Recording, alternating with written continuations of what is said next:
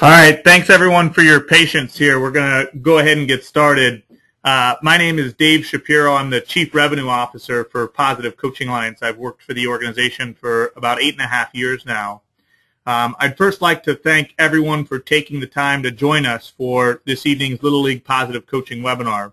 We have over 200 Little League administrators and coaches across the country that have registered to participate in tonight's webinar. The work that each of you are doing to create a positive environment for kids to play baseball and softball in your community plays a very important role in the development of our youth. I want to thank Little League International for all the work that they do on an everyday basis to provide the best possible experience for our youth to learn and play baseball and softball. Positive Coaching Alliance is very proud to be a partner with Little League. We've been a partner of Little League International for just over 5 years now and are very proud of that partnership with them. The webinar tonight should last about 60 minutes long. We're thankful to have Dusty Baker joining us tonight, and then also Jim Thompson, PCA's founder, for the webinar. I'm going to go over a few ground rules and talk about a few things before I turn it over to the speakers for tonight's webinar.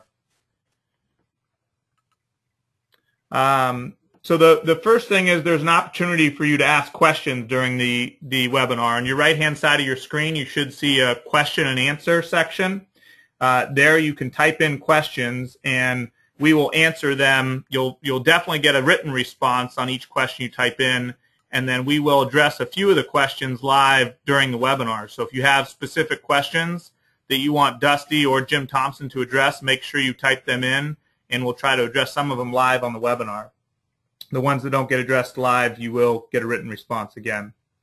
There's also going to be a few poll questions during the webinar that we're going to ask the audience. So when a poll question comes up, please answer that as soon as you can, and then we'll share the results so you can see what everybody else on the webinar thinks about that specific issue.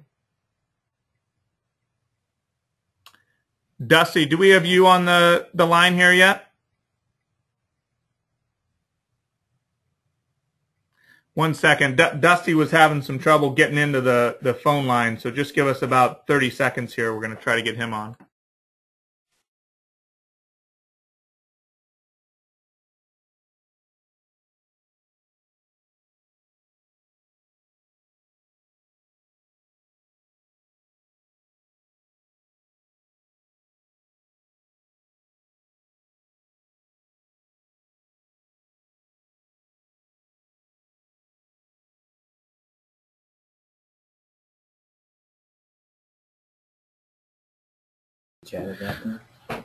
We don't have Dusty on the phone yet, so I'm going to go to Jim Thompson here, and then as Dusty comes on, then we'll pass it back to him, so we'll break it up in between.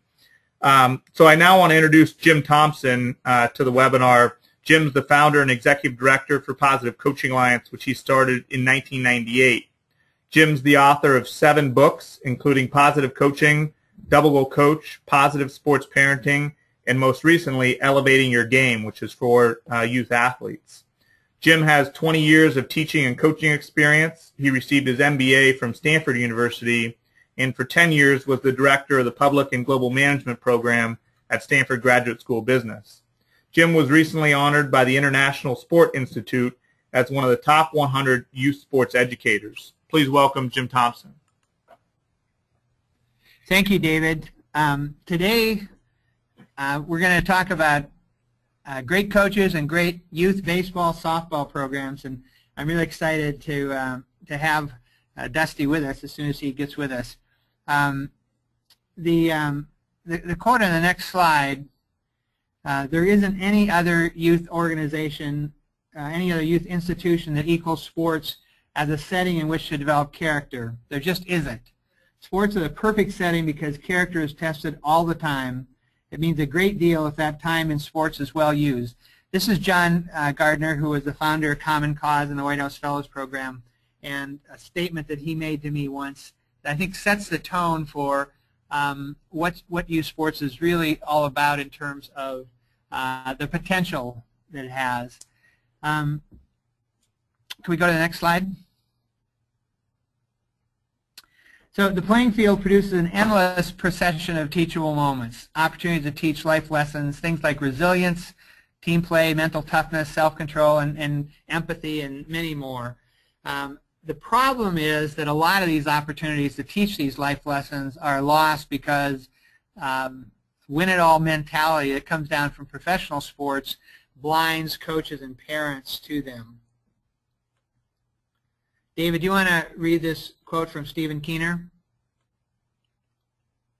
Sure. So this is a quote that Stephen Keener wrote when we first got our partnership started with Little League. He said, "This special partnership gives our program's volunteers the tools to teach Little Leaguers much more than just the skills of hitting, throwing, and catching a ball.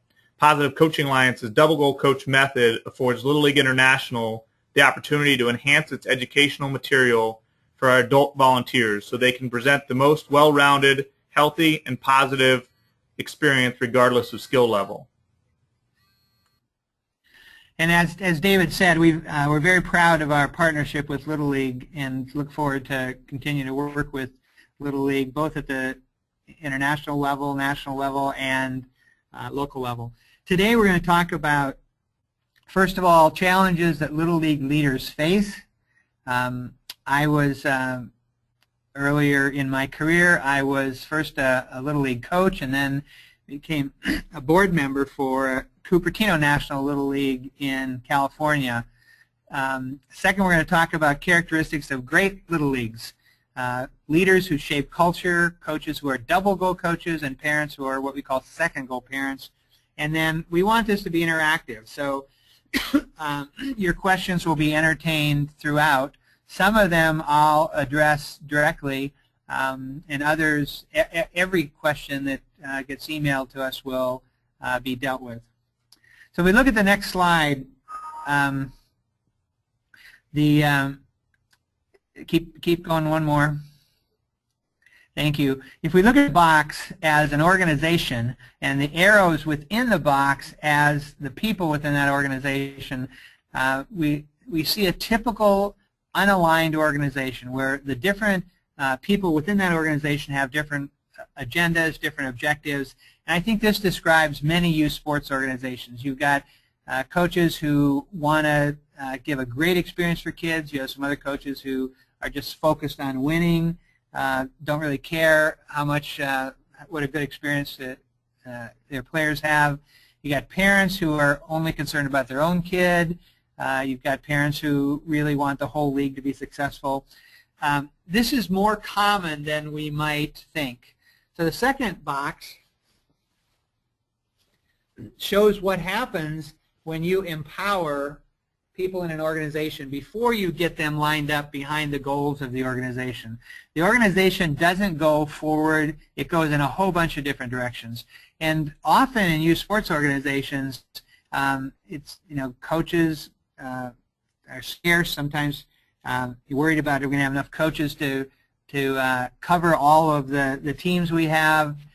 And often coaches are given a clipboard, their roster, a practice schedule, and told, empowered, say, go and coach. Now the third box shows the ideal situation where you have an organization that has taken the time and knows how to get people lined up and ready so when they are empowered, that organization can really take off. The only thing missing from this last graphic is exhaust fumes at the back of that arrow because that organization is ready to go.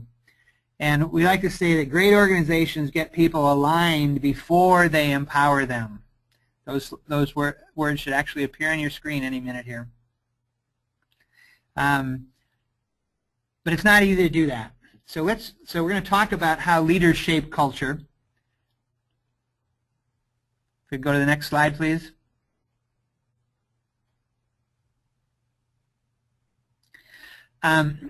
There are three stages to shaping organizational culture. And we define, at Positive Coaching Alliance, we define culture simply as the way we do things here. A simple idea, but not necessarily easy to make happen. Culture is the way we do things here in this organization. The first step in shaping that culture is what we call setting the table through message bombardment. If you want people to behave in a certain way, they have to understand what is expected of them. And I like to ask people, if you were invited to dinner at the White House, do you think you would dress more carefully? Would you be more careful about your table manners than if you just go down to the local hamburger place to have a burger? And I think the answer is yes, we all would. The way we set the table helps determine how people behave. And this idea of message bombardment, where they hear it over and over and over again. So honoring the game is one of our core principles. If people come to you in your organization and say, I've heard the phrase honoring the game so many times and just sick of it, that's a good thing. That means that they really understand what's expected of them.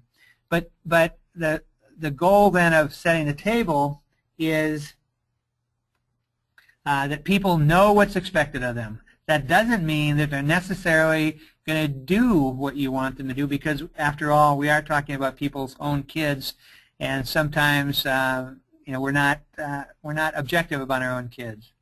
So people will sometimes step over the line, and that takes us to the second stage of shaping culture, fixing broken windows. This comes from the broken windows theory of crime prevention. And I like to think of it as, if I'm a bad guy, I'm going into a neighborhood, maybe I'm a burglar or a mugger, whatever bad deeds I'm going to do, and I look around and I see broken windows, I see graffiti on the walls, garbage on the ground, and I conclude, well, this is a place where I could do my dastardly deeds. I go into a different neighborhood and I'm still the same bad guy, but now I see that there aren't any broken windows, that the lawns are neatly manicured, no graffiti on the walls, and I think, well, I better be careful here because people are paying attention. So we set the table with message bombardment so that everybody knows what's expected of them, parents, coaches, leaders, athletes. And then when people step over the line, that's a broken window, and the research from crime prevention indicates that if you don't fix those broken windows right away, then the culture starts to degrade. So you set the table so people know what is expected of them. You intervene when people break windows, when parents scream at officials, when coaches verbally abuse kids, so that they know that they can't just act that way. The third piece is the structural pillars. So there's a lot of turnover in youth sports, like there is in a lot of organizations. And if your culture depends on one or two dynamic, charismatic people, then what happens when those individuals leave the organization? So you want to build this into the structure of the organization. When you've got the table set, people know what's expected of them. You've got a system for intervening when people do step over the line, and then you build it into the structural pillars. You have a culture that's built to last. And if we go to the next slide, I'm just going to give you one example. In the leadership workshops we do for youth sports organizations, we have a lot of tools for how to establish a culture. I just want to share one with you, and this is a Double Goal Coach program. The first thing is to create a job description. Many youth sports organizations do not give job descriptions to their coaches. We think it's absolutely crucial, and we have a suggested job description that we give to the organizations we work with. Secondly, training that is tied to the job description. So Double Goal Coach who, one, wants to win, and secondly, more importantly, use sports to teach life lessons. The job description describes what is expected of that coach in very specific terms. Secondly, then they're trained. They're not expected to do things that they don't know how to do, so we do training that's tied to the job description. Then the organizations we work with, we encourage them to evaluate, to survey parents and athletes to find out how the coaches are doing. And then finally, an award program. So the coaches who do a fantastic job are rewarded with recognition for the great job they're doing. Now, this is you've probably heard of a vicious circle or a vicious cycle. This is actually a virtuous circle. You tell people what you want them to do with a job description. You train them on how to do those things. You evaluate them, and when people know that they are being evaluated, they tend to do the things that they're being evaluated on, and then you reward the people who do a really good job. That's a way that the culture is built into the structural pillars. So even if 3 or 4 or 5 years from now there are no existing, the people who are on your board now, all of those people have left, new people come in, and this becomes part of the culture of the organization.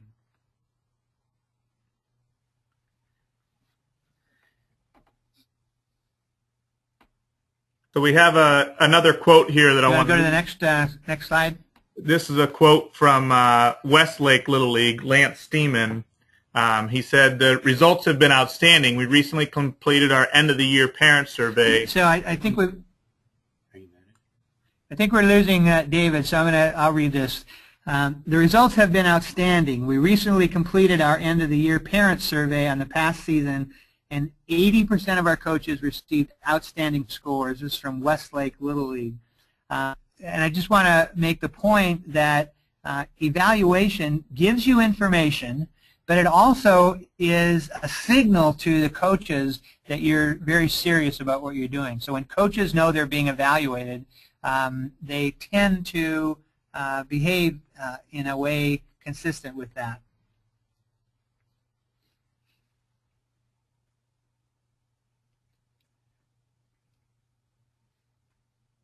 So here's the hard truth about organizational culture. You get the dominant culture. We talk about establishing really a counterculture in youth sports organizations.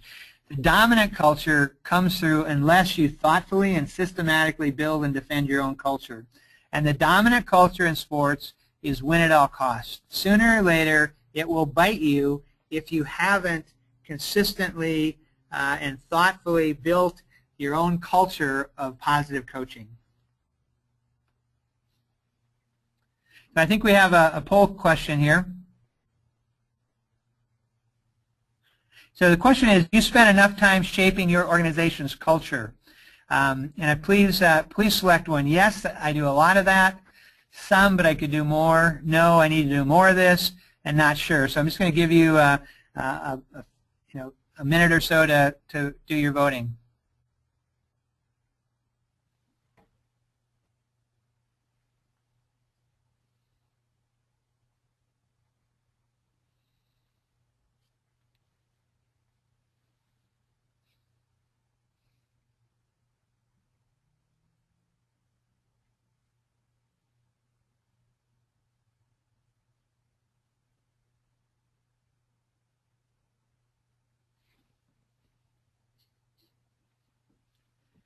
So do we have some results yet?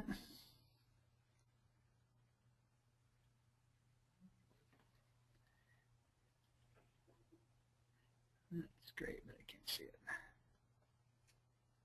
Okay, so we have 20% of you saying yes, you do a lot of, you spend a lot of time shaping your organization's culture. About half of you saying you do some but could do more, and almost a third of you saying, yeah, I need to do more of this. And I would say that no matter how great your culture is, I don't think any of us spend enough time on it because it's so crucial to creating an outstanding organization. So thank you for responding to that poll. So that's the culture shaping part of this. Culture is the way we do things here. Now let's talk about coaches, Little League double goal coaches.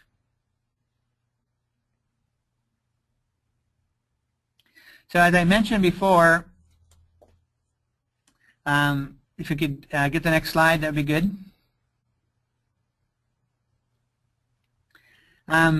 Double goal coaches, first goal is preparing athletes and teams to compete and win.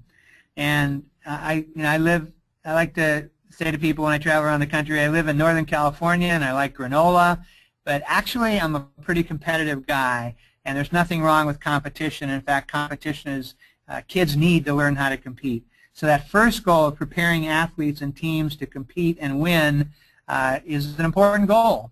It's just that there's more going on than that. And that second goal is using baseball and softball to teach life lessons.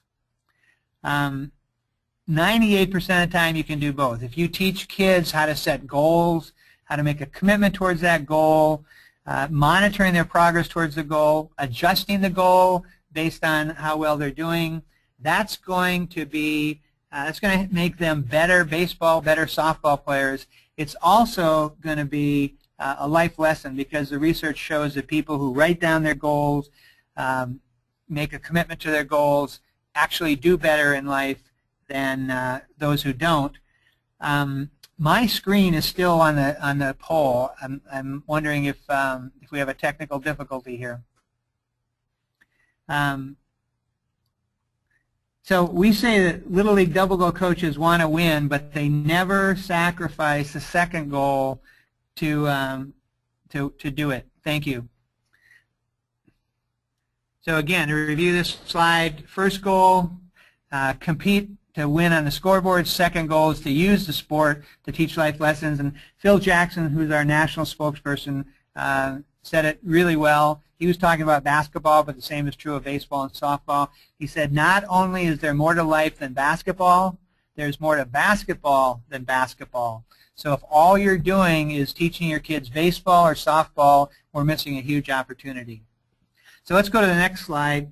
And the double goal coach who wants to win, but more importantly uses sports to teach life lessons, there are three elements to this. The first is what we call the ELM tree of mastery, where ELM stands for E for effort, L for learning, and M for mistake, bouncing back from mistakes. The ELM tree of mastery is based on about 20 years of research from sports psychology that indicates that if you focus on mastery, on getting better, on the elements of the ELM tree, give your best effort every time, continue to learn and improve, and learn how to bounce back from mistakes, that you're actually going to win more, you're going to do better on the scoreboard than if you focus on winning. I like to ask people, what's the easiest way to win? And they say all kinds of things like cheat or whatever. The easiest way to win is to schedule a competition against a really weak team, and that proves nothing. Mastery is about getting better, and we get better when we play challenging opponents. Now, in our coaching workshops, we give coaches lots and lots of tools to help their athletes pursue mastery. I'm just going to share one of them with you, and that's the mistake ritual.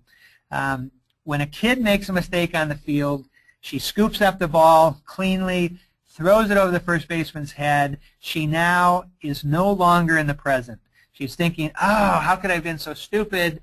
She's beating herself up, and she's not ready for the next play. So we teach coaches to introduce a team mistake ritual to their team, so that when a kid does make a mistake, he or she looks over at the coach. Instead of the coach turning away or frowning or throwing the clipboard down, the coach makes a motion like he's flushing mistakes.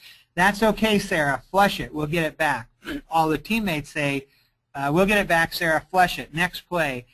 This comes from a sports psychology idea of short memory.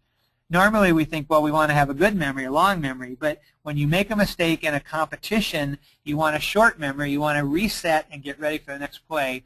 And a mistake ritual is a way of helping players recover quickly, get ready for the next play.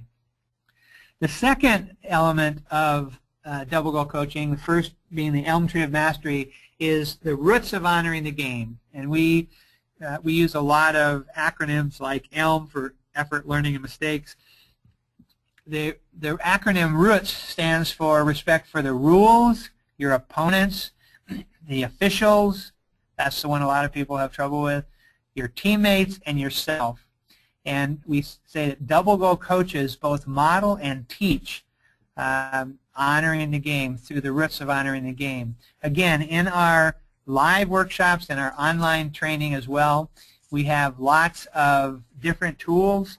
I'm just going to share one with you, and that is drilling, honoring the game in practice. So if we want kids to be able to keep their cool in a competition when there's a dirty play against them, when the official makes a mistake against them, when they just make a mistake themselves, we have to give them practice in doing that. So you might have an scrimmage in practice. You might call balls and strikes. But then when the player gets upset because you made such a horrible call, that's a teachable moment. Timeout. Hey, are you going to lose your cool in the game? Well, first of all, is an umpire ever going to make a mistake like I made in the game? Well, yeah. Are you going to lose your cool in the game? Well, you just lost your cool right now. Well, no. So you give kids the opportunity to develop the mental toughness to honor the game even when things don't go well. Another way of drilling honoring the game in practice is to rotate your players and ask them to be umpires, because there's nothing to give you respect for umpires than to have to do it yourself and you realize, boy, this is really hard. So we've got the coaching for mastery, we got modeling and teaching honoring the game, and the third principle of double goal coaching is what we call filling emotional tanks. Every kid, every one of us actually, but every kid has an emotional tank like the gas tank in a car. And when your gas tank is empty, you can't do your best. And I think this is the place where professional coaches on TV often can be the most harmful to youth coaches, because you often see coaches on TV screaming at their players when they make a mistake. And that drains players' emotional tank. I don't think it's a good thing for 25-year-old professional athletes, but it's certainly not a good thing for 10 or 12 or 14-year-old youth baseball or softball players. So teaching kids how to fill emotional tanks is a real crucial skill of a double goal coach. Again, we've got lots of tools, lots of ways to do this that we talk about in our live and online workshops. I'm just going to share one with you, and that's the buddy system. Why should the coach have to do all the tank filling? So as a coach, you ask kids, you introduce the concept of the emotional tank. You talk about ways that you can fill a player's emotional tank by compliments for truthful and specific compliments for things they've done well, thanking them for helping you, etc. And now you say, we're going to do a drill, and you've got two jobs to do in this drill. First of all, I want you to get a buddy that you're going to do this drill with. And I want you to do the drill as well as you can, and at the same time, I want you to fill the emotional tank of your buddy. This gives your kids an opportunity to learn how to fill the emotional tanks of their teammates. And when you are on a team where your teammates are filling your emotional tank on a regular basis, you never want the season to end. You can't wait to go to practice. It's just a peak experience. So again, double goal coach, coaches for mastery using the elm tree, effort, learning, mistakes, models and teaches honoring the game, the roots of honoring the game, respect for rules, opponents, officials, teammates, and yourself, and then fills emotional tanks. If we look at the next slide, this is a slide from our online workshop about making athletes more coachable. If you think about it, when a kid's emotional tank is drained, he or she is not very open to getting your feedback about what he or she could do better. When you fill their emotional tank, when you're looking for things they're doing right, and now you need to have a hard conversation with the player about maybe they're not giving enough effort or whatever, they're much more able to hear your feedback, your criticism, when their tanks have been filled. The next slide shows that we talked about the buddy system, and that's, again, a tool that's covered in the online workshop. Now, obviously, a live workshop is more interactive than an online workshop, but we built this online training system to be highly interactive, so that you're not just clicking through screens. There's activities to do. There's videotape of people like Dusty Baker and Phil Jackson, Doc Rivers, etc. And that's actually what's on the next slide. The other thing that's on our online workshop is video of coaches actually using our tools. So the scene you see at the lower right-hand part of your screen is a youth football coach, or actually a high school football coach, who is one of our trainers, and he's using the tool of positive charting with his players to reinforce the positive things they're doing. So I think we might have a poll question here. So do your coaches spend enough time filling the emotional tanks of their players? Please vote for 1. Yes, almost all of my coaches do.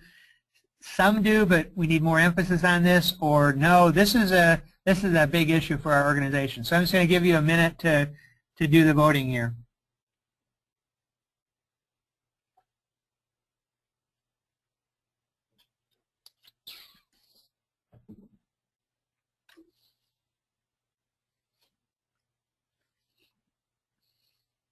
To text Brian.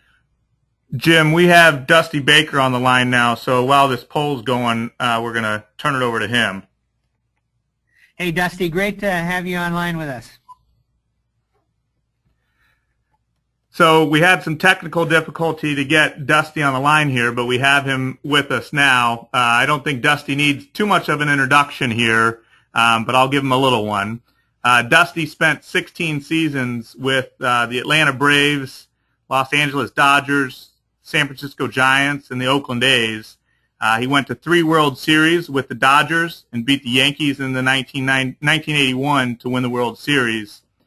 He was named to the all-time Los Angeles Dodger team and was manager of the all-time San Francisco Giants team. So obviously accomplished a ton in baseball, and we're just very proud to have Dusty on our National Advisory Board and to have him here speaking to you guys tonight. So, Dusty, I want to turn it over to you here. Yeah, first I got to say, I could hear everything that was going on, but you guys couldn't hear me. Jimmy made some great and valid points. I found that quite interesting to listen. Are you still on the phone, Jim? Hello? Yes, I am. Thank you, Dusty. I'm here. Thank you. Yeah, from the very beginning, you said that, sometime in sports, especially baseball, to try your patience. Well, I was coming in the door to make my phone call, and my wonderful wife, tried my patience when she had a one-car accident with the post that's out front of the house here, right when I was coming in. So I was like, okay, here we are right now, testing my patience. But, baseball and sport, period, has been, big in my life, big in my family's life. My dad was my Little League coach. And prior to me, he was Bobby Bonds' Little League coach down in Riverside, California. And so, Bobby was my childhood hero. I followed him all around, him and my dad. Bobby was 4 years older than me, and I was trying to be like Bobby Bonds in a number of ways. That's why I played a number of sports all the way through school, trying to be like Bobby. But my dad was a major influence on me.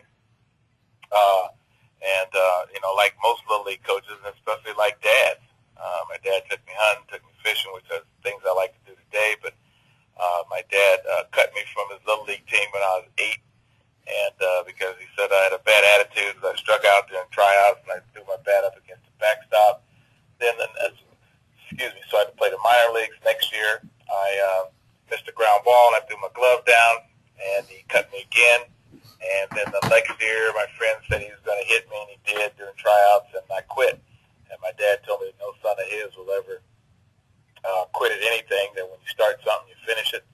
And it's a good thing because, I probably wouldn't be where I am today. And my dad just called me hardhead all the time because he told me that if I could take that bad attitude and put it in a positive direction, like probably a lot of the kids that you have, which end up being a lot of times you're better ball players, that you could be something one day if you would take that and put it to use in a very positive way and in the proper direction. And so this is the same thing that I had to tell my son because he displayed some of the same temperament that I, was blessed to curse with, whichever way it is. But, he has that same competitive desire to succeed, but it's up to us to kind of help the kids, directed by either through talking to them or in some cases love is discipline. And I had to jerk him out of one game and told the coach, I said, no, he's going to sit on the bench for a while, and he knows better. And then my wife told me to talk to him, and I said, well, I'm not really the one because I'm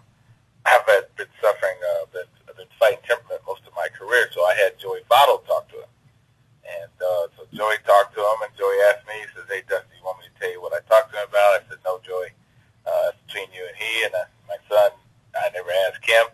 Well, lo and behold, that same night that he had a conversation with my son, Joey got kicked out and displayed the same temperament that he was trying to talk to my son about. So it's something that a lot of times your better ball players have, but it's just a way that we're going to have to, direct them to a positive direction. I talked to Dave a couple years ago when I first joined, and I thought that this was a great organization with some great people in it, great leadership, especially when I was told about Phil Jackson and some of the people that I admire in sport. And I just think that it's something that's highly needed, by parents and coaches.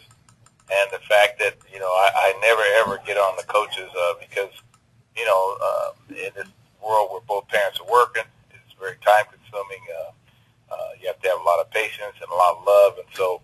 But there is a right way and a wrong way to coach. Nobody's perfect. We're all going to make mistakes. But if we can have an outline and a direction in our coaching that to help the young kids, because we are probably the most influential people in their lives, other than their teachers and probably their parents, and probably spend as much time with them as their parents do. So we're very, very influential in the attitudes and outcome of the lives of the young men and young women. Great. Thanks a lot, Dusty. And there's one question that came through from one of the attendees that I wanted to read off, and hopefully you can respond to. This is coming from Eric Power. Eric said, "Hi, Dusty. Growing up playing Little League in the 70s and 80s in Los Angeles County, I was a complete Dodger fan. Which programs do you remember from your childhood that inspired you to be involved in baseball? Outside of your father, are there any particular adult role models that inspired you?" Yeah, number one, like I said, was my dad, and probably bonds, and my baseball hero, which I had different heroes at different sports, was Tommy Davis. And, he wore number 12. I liked how he played. He played left field for the Dodgers. I was fortunate enough to end up wearing his number, knowing him in person, playing left field, batting his position. So my story is really a story that's really, of a kid that was dreaming about playing professional ball. And everybody can't play professional ball, but everybody can play baseball, or everybody can play something. And, some of the people that stand out the most in my life, probably beside my dad, I had a basketball coach named Eli McCullough. That was huge when my parents got divorced my senior year in high school. He noticed the personality changes in me. And as a kid, you didn't want to talk about it, but if you trusted somebody and they noticed something was wrong, you want to talk about it with somebody, and he helped me big time. I had a couple other coaches along the way. I had a 8th grade teacher that I remember that I wrote a book report, and named Mrs. Shapiro, and and I read it from the class, and they started laughing. And so I stopped right in the middle of the book report. She said, "Dusty, no, continue." And she says, "The class stopped laughing. That Dusty, it's going to be a tough road, but hey, if that's what your dream is, you're going to have to work hard to get there." And I'll never forget that she had faith and confidence in me because I was a little skinny, gangly kid that probably had more confidence in myself than most people did. And the thing that I remember most of the people that encouraged me, because they were probably 90% of the people are going to tell you what you can't do, and I tell kids all the time that you have to dwell and listen to those that tell you what you can do. And it's very important, that you have positive reinforcement. It's also important that you don't necessarily just, blow smoke either. But, you have to be positive with these young men and young women, because I've seen a lot of kids, namely like my brother, who quit along the way because he had a less than desirable coach, and every kid's not strong enough to adhere to yelling and screaming. And I try not to use negative comments to my players or raise your voice unless they choose that for them. And so, it's a very delicate situation. That's why I said I have nothing but love and respect for anybody that's coaching. Great. Thanks so much, Dusty. We really appreciate you joining us tonight. I know you're an inspiration to so many youth baseball players, youth baseball coaches out there across the country. And at Positive Coaching Alliance, we feel very lucky to have you on our National Advisory Board. I know you get asked to do a lot of things in the community, and you do a ton in the community, and we really appreciate you joining us tonight to participate in the webinar with us. Thank you, but you guys help me a lot too. I mean, 'cause you keep me grounded. The thing that I always told people, they ask me what I want to do when I get to coaching professionally, is that I like to coach, you know, amateur ball, and I'd like to coach, you know, like I remember the main coach I had was a professional coach named Spider Jorgensen, and he was my American Legion coach. And this guy, we had big league drills, we had this and that. He never once told us that he played professional baseball. And not until I was probably 27, 28 on the Dodgers, they had a mural in Dodgertown. And at the end of the mural, they had a guy named Spider Jorgensen tagging somebody out at third base of the Brooklyn Dodgers. And that was the first time I found out or even knew that he played professional baseball. So, like I said, I've had some very good teachers, very good coaches. You guys help me out a lot because, you know, a lot of things that we discuss are things that I have to adhere to, especially with my kids. Because sometimes you can be harder on your son than, you know, anybody else. Like my dad and like a number of guys. There's Bob's dad, just Ken's dad, and there's confusion sometimes between when are you too tough and when are you not tough enough. And I think that's something that you really don't know until later. It's kind of like planting a tree. You don't know if you did it right until the tree's grown or not. So hopefully I don't have to call upon you too much, but I mean, thank you very much for including me, and thanks for your, I mean, Mr. Thompson, I was really enjoying your dissertation that you had going on earlier. So continued success, and I'll see you down the road. Dusty, thank you so much. Wow, that's great. You know, one of the things that it made me think of is most of the coaches in youth sports in this country are parents. They're coaching their own kid the way Dusty talked about coaching his own kid. And one of the things we do in our coach workshops that I hadn't mentioned before, but it's really important, is we have some suggestions for people on how to coach their own kid to get the most out of that experience. And I think, I think back on my dad, who's now deceased, but he grew up on a farm in North Dakota and went out in the fields when he was a teenager to work with his dad. And to the day he died, he really appreciated the ability to work with his father. And so often in today's world, we don't get a chance to work with our parents. It used to be if your dad was a shoemaker, then you become an apprentice shoemaker. You go in the shop and work with your dad. But that's not typically the way it is nowadays. But youth sports gives us the opportunity to work with our own kids, to be on the same team with them, and it can be just a wonderful experience. It can also be pretty bad if you violate some rules. So anyway, it's fantastic having Dusty with us today, and also as a supporter on our National Advisory Board. David, I think where we left off when Dusty came on the line was we had a poll question. Do we have the results for that yet?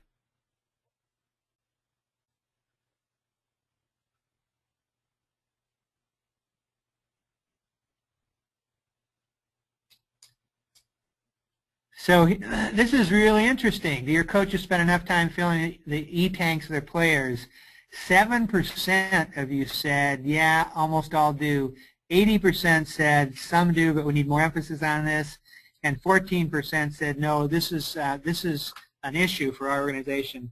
And I think this is another area where you almost can't spend enough time on filling emotional tanks with the people you work with. So thank you for responding to that. So we've talked about how we work with leaders, and we've talked about how we work with coaches. Now we're going to talk about parents. I like to ask parents in parent workshops, now that you know what a double goal coach is, first goal winning, second more important goal using sports to teach life lessons, do you think parents should be double goal parents? And it's a trick question. They all say yes, and we say, actually, no. There are two groups of people who own the scoreboard.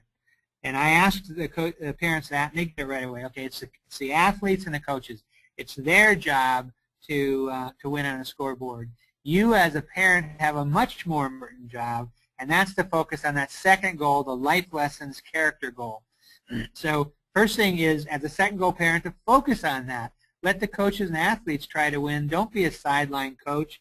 If your child has an opportunity, this is what we say to parents, if your child has an opportunity to make the winning play and fails to make it so the team loses, let the coaches have that first goal conversation about, don't pull out of the batter's box, keep your eye on the ball. You focus on a second goal and have a second goal conversation. So you're talking about resilience, and I'm sure you must be disappointed you didn't get that hit. But then a tool we use is you're the kind of person who statement. So I'm sure you must be disappointed you didn't get that hit. But one of the things I like about you is that you're the kind of person who doesn't give up easily, who will bounce back and work even harder. Second, as a parent, to reinforce your organization's culture. Remember, culture is the way we do things here. It's about filling emotional tanks. It's about honoring the game. It's about focusing on effort, learning, and bouncing back from mistakes. And we have we teach parents what a coach-parent partnership is like and how crucial that is for their kid to do a good job. And then thirdly, to support their child. Unconditional support regardless of performance. And a technique that we have called empowering conversations, which could be kind of summed up in how can you speak so your kid will listen to you, and how can you listen so your kid will speak to you. So I think many of the organizations we work with say they spend so much time dealing with problems of parents, conflict between the parents and the coaches, and we've had youth sports leaders say that our working with the parents, our doing a workshop for the sports parents in their organization, is preventative maintenance that actually saves those leaders time. So I think maybe we have another poll question coming up, or maybe not. Yeah, we do have another poll question, Jim. I'm going to launch right now, and the question is: do you have strong support from your parents? Yes, some, but we could use more, or no, this is an area I'd like to improve. So you should see it on your screen now. So again, take 30 seconds or so and vote, and then we'll wrap this thing up.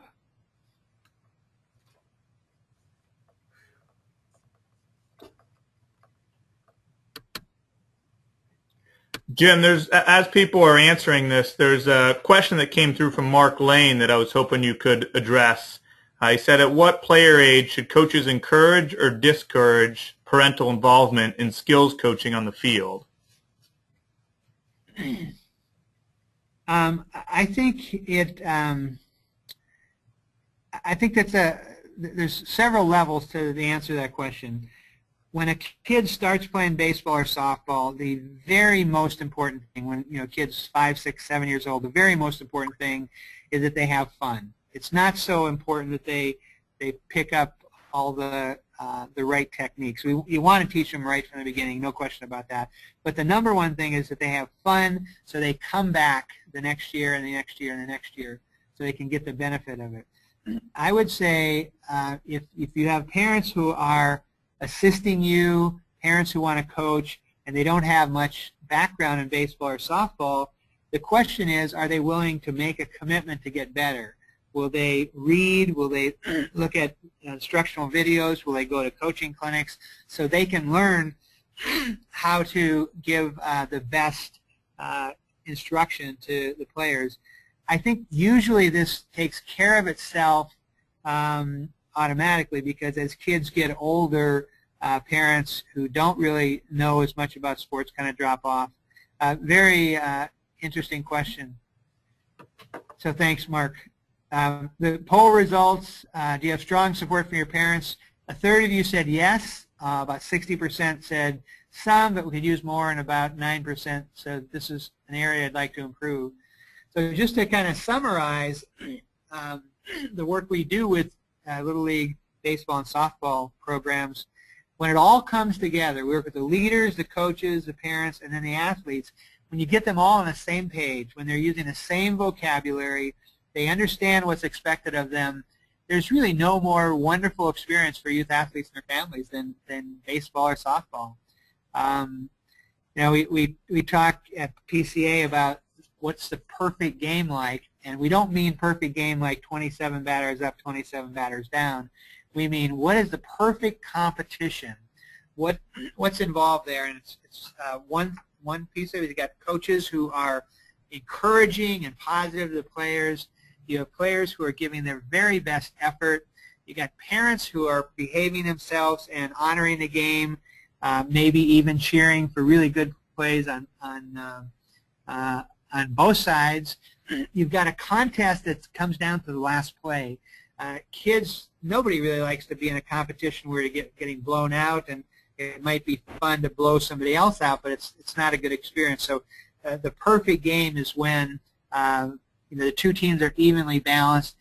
Both teams give the very best they can, and at the end of it, everybody feels like, wow, even though one team lost, one team won, we had a great time, we gave our best effort.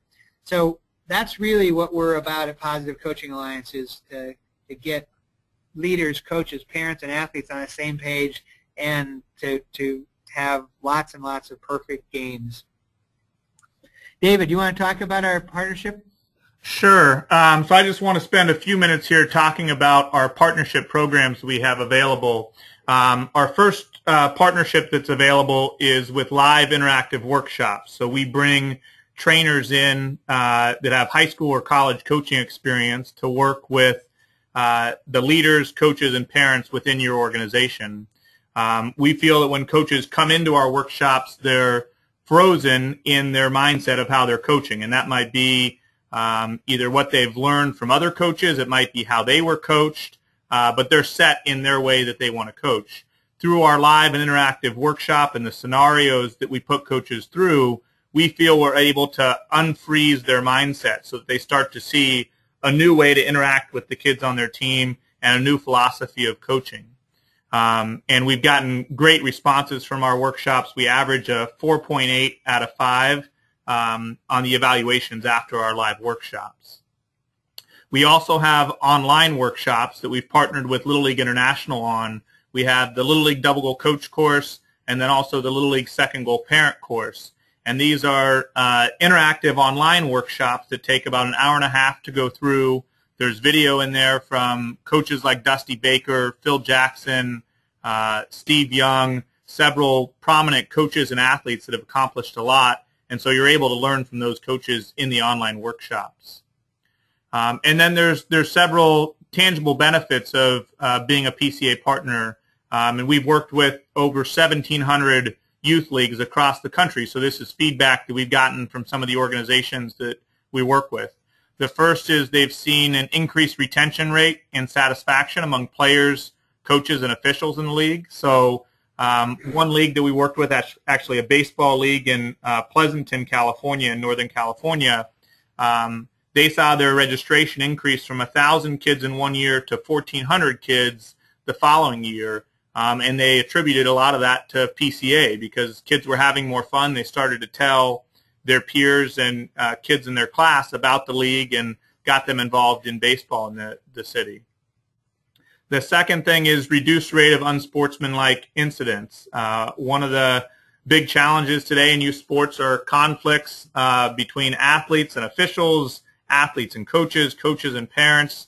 Organizations that we've worked with after having us do training for coaches, parents, and leaders, they've seen less unsportsmanlike incidents year over year. And then the third piece is increased participation in coach, parent, and leadership education.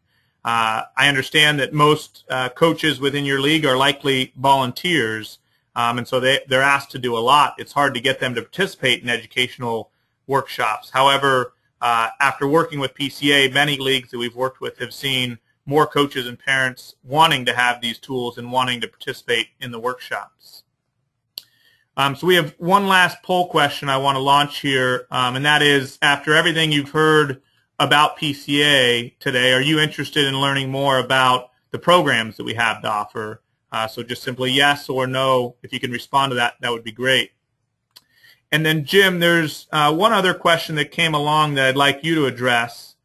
This is from Jeff Eastip. He said, Jim, as you've talked about, coaches and parents are concerned with winning first and their child making stars second. Give me a suggestion on how to sell the idea of positive coaching to the masses so that we can get more folks on board with this great program. So one of the slogans we use is better athletes, better people.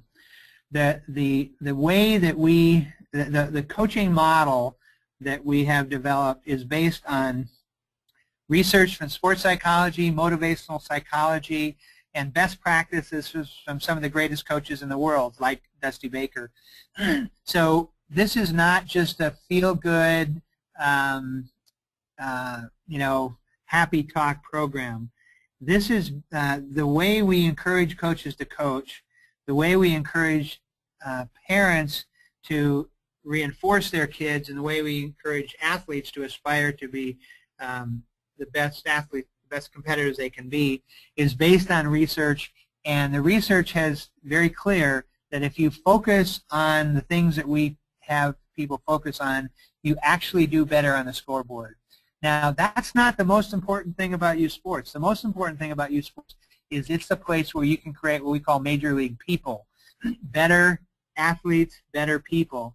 But it does result in better performance, and the research is real clear on that. So I would say, we are about, without being at all defensive about it, we are about trying to win on the scoreboard. We are about building great teams, and this approach is going to win more.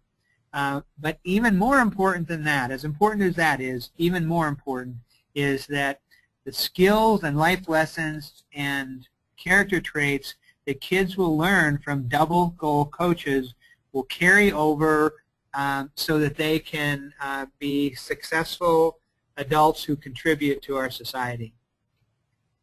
Great question. Thank you. Thanks, Jim. And then we just finished up the poll question. So just to wrap up here, we'd love to work with you. Together we can create great coaches and great youth baseball and softball organizations. I really appreciate everybody that's participated tonight. I know you all have very busy schedules. You've got kids that you're taking to different programs. You've got teams you're likely coaching. You've got board meetings. You've got your job, a lot going on. And so we really appreciate you spending an hour to learn more about PCA and to get some ideas that hopefully you can share with your league to help you have a more successful season on and off the field in 2012. We recorded this webinar, so we will have a recording available that you can share with other board members or other leagues in your community. And you can just email us. I have an email on the screen right now for Ripper Hatch. If you get in touch with him, he'll send you the link with the recording. There's also a survey that you're going to get when you log off of the webinar with some questions. We'd appreciate any feedback you can provide us because we're going to do more of these with Little League, and we want to make sure that they fit your needs. So please give us any feedback on the survey that you get via email. And then lastly, we will leave the webinar open here for about 15 more minutes. So if you have additional questions that you want a response to, feel free to type them in the question and answer section on your screen, and we'll get you a written response. Jim, anything else you want to say in closing? No, only that I grew up playing Little League baseball. I started out in San Diego and as well as North Dakota. Was a Little League coach and a Little League board member, and we're just really proud to be affiliated with Little League, and really look forward to working with more of you to make the experience that your kids have with baseball and softball the very best it can be, because those are great sports and they need to grow. And with the right kind of culture and the right kind of programs, they can grow, and your athletes can become better athletes and better people. So thank you for hanging with us on this, and it's a pleasure to be with you today. Thanks, everyone. Have a good night.